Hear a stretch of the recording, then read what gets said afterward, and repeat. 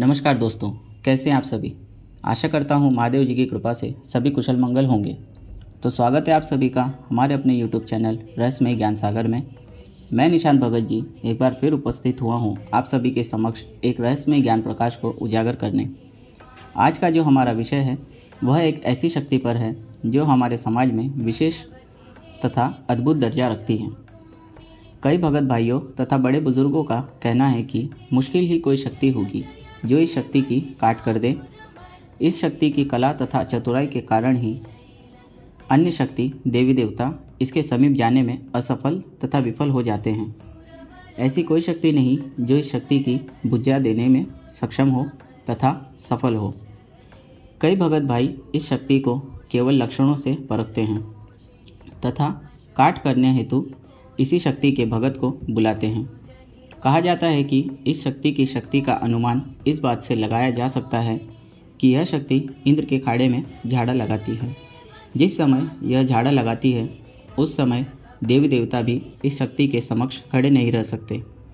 अब तो आप समझ ही गए होंगे कि हम किस शक्ति की बात कर रहे हैं। तो भाइयों, आज का हमारा विषय है रानियों की रानी माँ आसो मैत्रानी के विषय में। आज हम बात करेंगे माँ आसो मैत्रानी के रहस्य तथा इतिहास की, माँ की उत्पत्ति की, माँ के परिवार की तथा माँ द्वारा रोग लक्षणों की तथा माँ के भोग प्रसाद की। तो भाइयों, वीडियो शुरू करने से पहले हर बार की तरह इस बार भी अगर वीडियो अच्छी लगे तो वीडियो को लाइक करें, कमेंट करें तथा अपने मित्रों के साथ शेयर ज़रूर करें। और जो भाई वीडियो पर नए हैं वह चैनल को सब्सक्राइब कर लें जिससे हमारी अगली वीडियो सर्वप्रथम आपके समक्ष हो।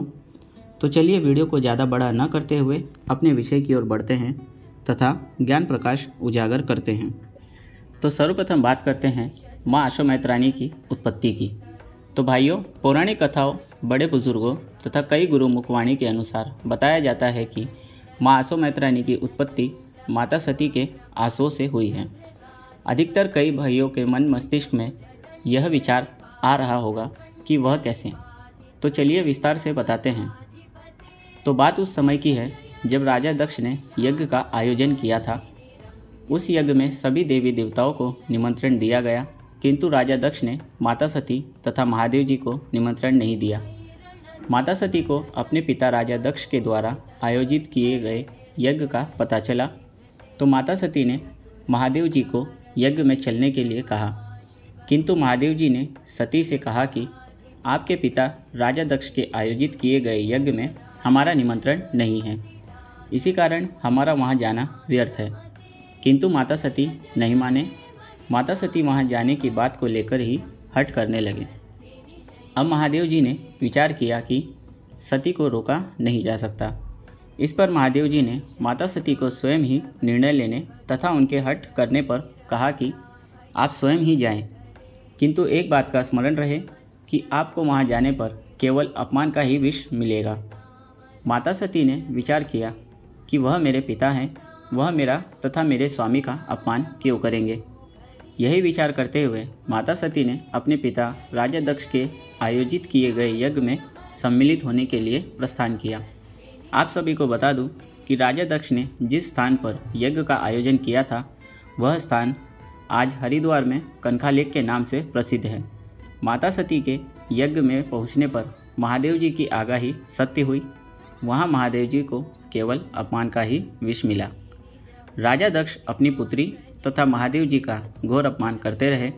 इसी कारण माता सती को अपने हट पर तथा महादेव की बात का उल्लंघन कर यज्ञ में आने पर बड़ा ही दुख हुआ। अपने स्वामी का अपमान होता देख माता सती ने विचार किया कि यह मुझसे कैसा पाप हो गया तथा माता सती की आंखों से आंसू बहने लगे। कहा जाता है कि इन्हीं आंसुओं से माँ आसो मैत्रानी तथा उनकी 5 बहनों की उत्पत्ति हुई है। इसी कारण माँ आसो मैत्रानी की जन्मभूमि का स्थान हरिद्वार कनका लेक बताया जाता है तथा माँ आसो मैत्रानी सवारी पर अपनी जन्मभूमि के जयकारे भी लगाती हैं। अब बात करते हैं माँ आसो मैत्रानी के थान की। तो भाइयों, माँ आसो मैत्रानी का थान उज्जैन में स्थित भृतहरि मार्ग पर दनिगते नामक स्थान पर है। आपको बता दूं कि यह केवल एकमात्र सर्वप्रथम मंदिर हुआ करता था। आज माँ आशो मैत्रानी के अधिक मंदिर स्थापित हो चुके हैं। माँ आशो मैत्रानी का हरिद्वार कंकालेक से लेकर उज्जैन दनिगते तक का सफ़र माँ आशो मैत्रानी ने अपने गुरु के साथ आरंभ किया था। तो अब बात करते हैं माँ आशो मैत्रानी के गुरु की। तो भाइयों, माँ आशो मैत्रानी के गुरु का नाम स्माइल जोगी जी है। जी हाँ भाइयों, स्माइल जोगी जी माँ आशो मैत्रानी के गुरु हैं, जो कि बाबा श्याम मेहतर के भी प्रथम गुरु रह चुके हैं। अब आप सभी के मन में विचार आ रहे होंगे कि यह तो माँ आशो मैत्रानी के विषय में चर्चा चल रही थी, तो अब यह बाबा श्याम मेहतर कौन हैं? तो भाइयों, आप सभी को बता दूं कि बाबा श्याम मेहतर माँ आशो मैत्रानी के स्वामी हैं, अर्थात जीवन साथी हैं। साथ ही माँ आशो मैत्रानी तथा बाबा श्याम मेहतर के पुत्र की बात करें तो इनके पुत्र का नाम गुरु लाल वेग है। माँ आशो मैत्रानी तथा बाबा श्याम मेहतर के पुत्र गुरु लाल वेग को कई स्थानों पर मंदारी बाबा के नाम से पूजा जाता है। माँ आशो मैत्रानी तथा बाबा श्याम मेहतर को गुरु लाल वेग पुत्र की प्राप्ति सूफी संत द्वारा मिट्टी के घड़े से हुई थी। जब माँ आशो मैत्रानी को सूफी संत ने मिट्टी के घड़े से स्वयं के लिए वस्त्र निकालने को कहा था, उस समय माँ आशो मैत्रानी के हाथों से गुरु लाल वेग जी का चेहरा स्पर्श हुआ। जब माँ आशो मैत्रानी ने उस शिशु को बाहर निकाला तो वह पूर्ण रूप से लाल था तथा किसी संत द्वारा पुत्र को प्राप्त कर माँ आशो मैत्रानी ने उस शिशु का नाम गुरु लाल वेग रख दिया। माँ आशो मैत्रानी का एक धर्म भाई भी माना जाता है।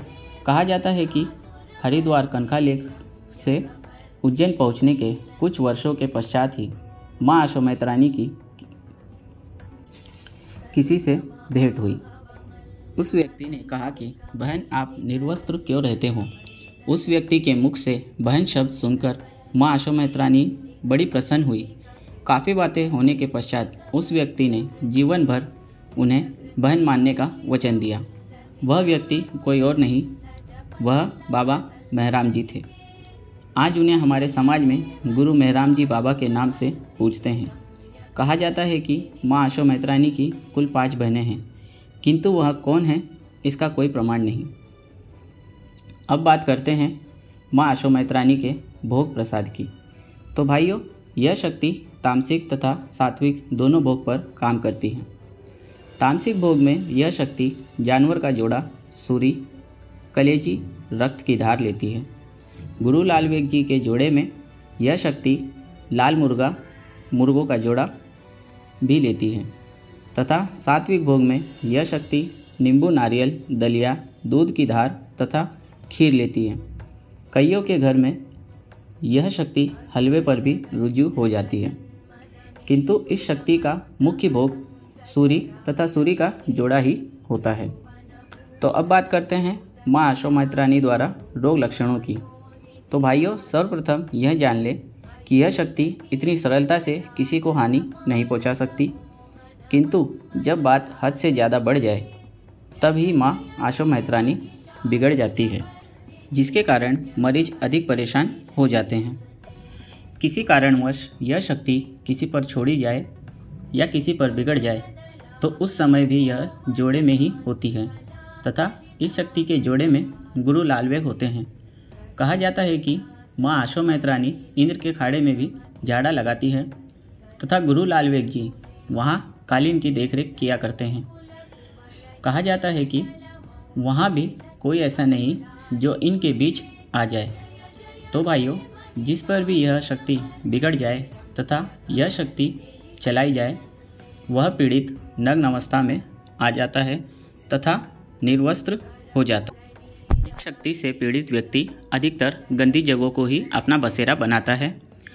पीड़ित को मिर्गी आना, मिर्गी के दौरान पीड़ित का मलमूत्र निकल जाना, घर परिवार के लोगों को न पहचान पाना, पीड़ित से कुछ ऐसा करवाना जिसकी किसी ने कल्पना भी न की हो, पीड़ित के शरीर से हर समय बदबू आना जैसे अनेक कारण होते हैं, चाहे वह पीड़ित हो या पीड़िता।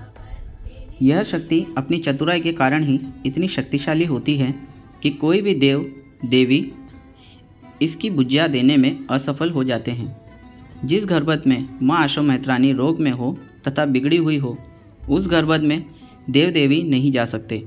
उसका कारण यह है कि जब भी कोई भगत मौलवी ओझा तांत्रिक पीड़ित को देखने घर आता है, उस समय यह शक्ति मलमूत्र का छिड़काव कर देती है, जिससे कोई देवी देव उसके निकट नहीं जाते।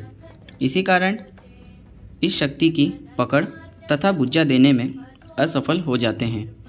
देव शक्ति ने इनकी बुज्जा तथा इस शक्ति का उपचार वही भगत कर सकते हैं जिसके पास माँ आशो मेहतरानी, गुरु लाल बेग, बाबा श्याम मेहतर तथा गुरु मेहराम बाबा की सवारी हो या इनका सेवक हो। अन्यथा कोई ऐसा भगत हो जो गंदी शक्तियों से उपचार करना जानता हो, वही इस शक्ति की बुज्जा तथा कार्य कर सकता है। अन्य कोई शक्ति इस शक्ति के निकट भी नहीं जा सकती, अर्थात अन्य कोई शक्ति या भगत इस शक्ति का उपचार नहीं कर सकते। तो भाइयों, यह था माँ आशो मेहतरानी का रहस्य। इसी के साथ आप सभी से इजाज़त चाहूँगा। जल्दी लौटेंगे एक और अनसुलझे रहस्य के साथ। तब तक के लिए नमस्कार।